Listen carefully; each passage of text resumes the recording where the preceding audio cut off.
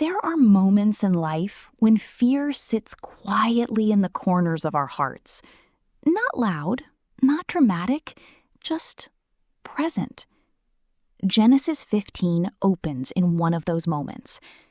Abram has followed God into the unknown. He has obeyed, trusted, fought battles, and walked miles of desert sand. And yet, the deepest longing of his heart, the promise of a child, remains unfulfilled. Into that quiet ache, God speaks first. "Do not be afraid, Abram. I am your shield, your very great reward." These words are not commands. They are comfort. God is not scolding Abram for being afraid. He is stepping into the fear with him. And maybe that's where this devotional meets you today. Abram finally voices what he's been carrying.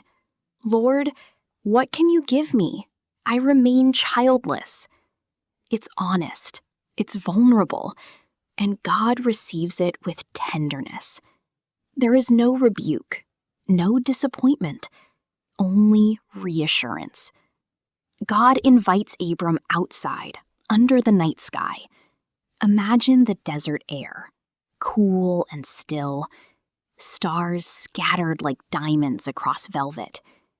And God whispers, "Count them. So shall your offspring be." Abram doesn't see the fulfillment. He doesn't understand the timing, but he believes the one who spoke. And God calls that belief righteousness. Not perfection, not performance, just trust. Abram asks another question. How can I know? Again, no rebuke, only invitation. God draws Abram into a covenant ceremony, something Abram would understand deeply in his culture. But here is the breathtaking part. God walks the covenant path alone. A smoking firepot, a blazing torch, the presence of God moving through the pieces.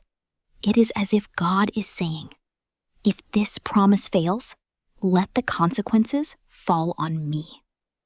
This is not just a promise. It is God binding himself to Abram with unbreakable love. And centuries later, Jesus would walk another path alone, fulfilling every covenant, every promise, every hope. God tells Abram that his descendants will face hardship, 400 years of it, but he also promises deliverance, blessing, and a future.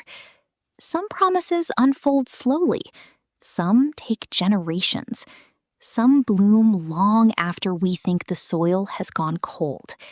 But God never forgets what he has spoken. As you sit with Genesis 15, think about where you are quietly afraid right now. What is it that you long for, and what it would look like to step outside, like Abram, and simply look up?